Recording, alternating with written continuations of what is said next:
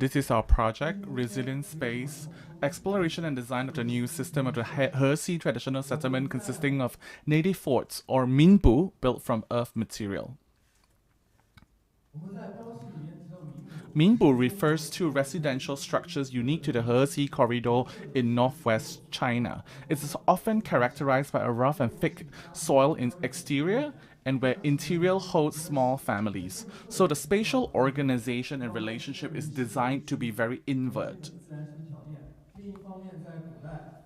So, in ancient times, architectural marvels like this address two important things: adaptation to harsh living conditions, and also the ability to defend against bandits and warfares, and also serve as a food storage silo. So the new design system here features important trends and pain points in regards to the future of spatial development in the area. The development of model of villages in Hexi, embracing duality in design between urban and rural development, preserve the cultural heritage of these ancient architectures.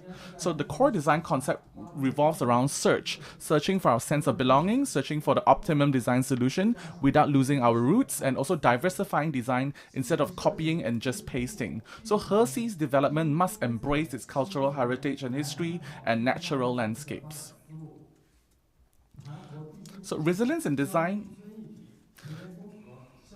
So, resilience in design explores multiple facets of how a space can function. These perspectives include landscape, spatial, and behavioral. By grouping the concept of one holistic village with farming, tourism, and residents combined, we can create a healthy community and economy. So, the significance of my design lies in the promotion of sustainable development of Minbu culture and also the technical advancement in the preservation of said heritage. Now, you can have a look at this video where it shows you the whole Hexi corridor and its relationship and its natural landscape. Okay, let's have a look at the video.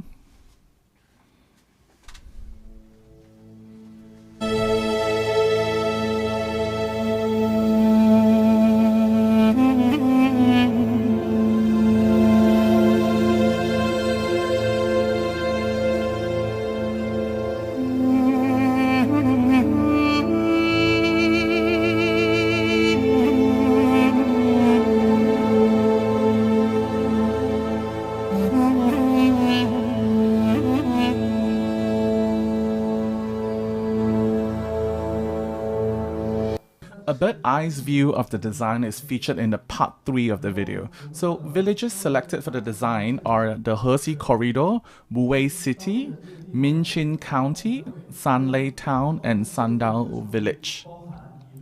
So in the picture on the first left, you see the red light, the red area represents Rui'anbao, an important cultural relic to the locals. Aside from Rui'anbao, it's also include 3 other villages marked in yellow. So a part of the agricultural landscape enclosed in the middle. On the right, you can see 3 vertical analysis diagrams illustrating the original building type. So using Rui'anbao, cultural preservation at its core, the new system integrates cultural regeneration in living space, public activity spaces, and farmland landscape tourism resources. Using the design theme and the knowledge framework of traditional geography, it is classified into 3 types: regional resilience, spatial resilience, and also behavioral resilience, and local human settlement environment design generated through a mutual relationship. We're going to discuss the cooperation and compatibility among Rui'anbao cultural heritage units, homestays, villages, farmlands, and orchard landscapes from the perspective of resilience.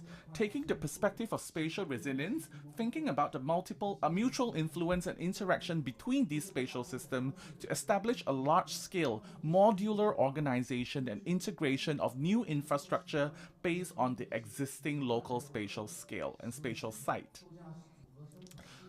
So based on behavior resilience, a new functional space will be created according to the village's life activities, their behavior trajectories, and also the tourism needs of foreign visitors and tourists. So due to poor infrastructure around the cultural heritage tourism sites, tourists would just visit Rui'anbao but rarely ever consider spending the night. There is no attraction to the tourism model with a 2 points and 1 line kind of method. So the farmlands function as a single unit. So the villagers work in the morning and rest in the evening. So the farmland landscape of and tourism would never intersect and would never have conflict. That means crop management are solidified. Residents' needs can't be met by the lack of public service space in the things they can really own. So from the loss of traditional folk forts, so as a small unit in the interior occupied by family, the space is always organized to prioritize the interior and the introvert function of how people function within the space. Our village activity center is then regenerated based on this extinct form of design. So we extracted symbolic graphic language of the Northwest dwellings, and we which died out in the 1912 that is found in the museum. The Rui Anbao serves as a very important cultural icon. So this is where we study a type of we study the cultivated land, and in the Minchin County is currently developing a cold and drought resistant agriculture advantage area to use desert light and heat resources, and is becoming important for the agriculture industry to develop high quality produce. So a design strategy for the current situation of the site has been developed based on the above research and analysis. A major goal is to improve the basic service facilities of Rui Anbao tourism resources. It is for the cultural experience or to buy and sell cultural and creative products while on vacation. In Minbu village, Airbnbs and like homestays work very well, and we'll distribute it at the edge of the village to deliver the needs of tourists like accommodation, food, and also buying agriculture goods. So establish equal distance between the village's activities and the villager.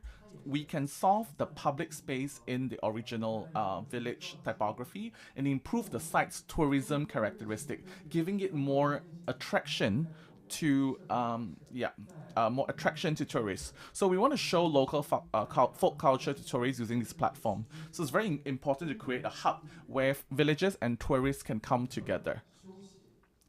So there are three types of land use in the farmland landscape. So we install a tea room in the orchard so that tourists can rest, view, and purchase farm goods. So from doing this, the village's income can increase by setting up an agriculture innovation center in the plowing and improvement of agriculture products. Foreign tourists can also visit and study how agriculture works. So our design cultivate a collaborative relationship between the locals and the tourists. So we would dissolve potential challenges and displacement due to the surge in tourism. The tourist center and the village activity center forms an intersection and forward-facing relationship. So around Rui Anbao are where visitor centers, agriculture innovation center, and then the villager activity center and also homestays come together, and then it spreads outwards. So what is the reason for dispersion? Firstly, the traditional tourist village areas are commercial in nature, will reduce the cultural tourism value. Secondly, when we interweave aboriginal life and local culture with foreign residents, it creates a more immersive and diverse experience. So moving outwards would be beneficial. So here's a display of our structure notes. This is where the architectural form and roof structure in our design, which is inspired by Minbu, and then the outer walls, and also the Rui Anbao's architectural form you saw in the video earlier. So there's a strong echo between these two elements. This is where the village activity center comes in, where a pair of facing turrets stand inside the tall ram earth exterior wall, resembling the face of a vanished Minbu.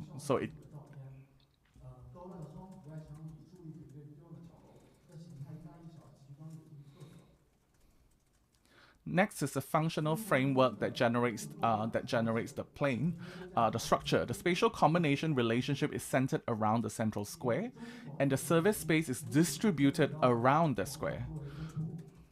So the original ram earth fort's outer wall is embedded with new buildings to create multiple entrances. And basically, overall, we want to streamline and achieve the relationship of gathering at the heart and diverge outwards. A central square and gazebo pavilions is being set up in the middle of the village activity center to encourage conversations and the hosting of public events. This is to meet the demand for space for gatherings, discussion, cultural reading, engagement, as indoor meeting place can be a temporary meeting point for the villagers. Villages can also this serve as an information station, historical showroom, and also maybe medical station and warehouses. And then there's also a viewing platform on the top floor and a viewing turret on the top floor. Sorry. Yeah. The following is the effect of display of the internal space of the building. So you can see the zoom in view, you can see the viewing corridor on the second floor, which draws on the spatial form of the horse race track that you see in Rui An Bao.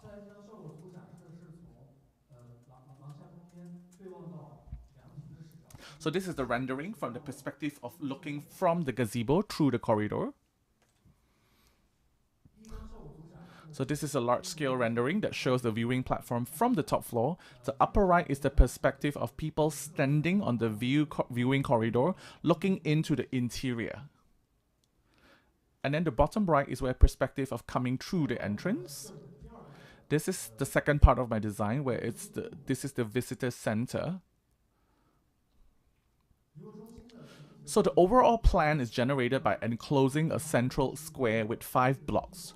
So across the facade, a block was raised close to the orchard to create a semi-suspended state to reveal a road running through the visitor and leading to the orchard, connecting Rui An Bao, the center, and the orchard, creating an excellent touring node that people can walk from point A to point B to point C. On the southwest of Rui An Bao, you will find a visitor center located at the intersection of Rui An Bao and the farmland. So this place serves as an intersection for the traffic. So the map is intended to guide people around. Next is the B&B plan. This is a bird eye view of 25 homestay demonstration area.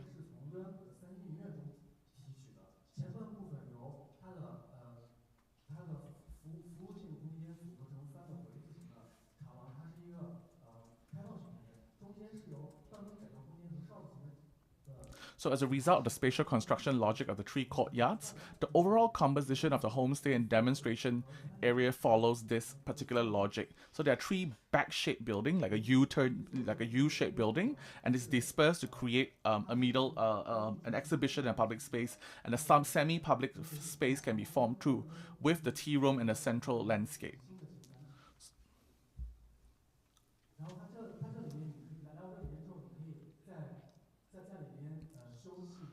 Yeah, so this is a space where, like I mentioned, is where it's semi-public. So it's where you can shop and rest, and then you can also. This is the rendering. The fourth display is the tea room, the tea house. So the picture shows the distribution of 7 tea houses in the orchard. So 7 tea houses are shaped and constructed by combining different blocks. There are many shapes to form these tea houses. This is a trapezoidal turret and an arch entrance door.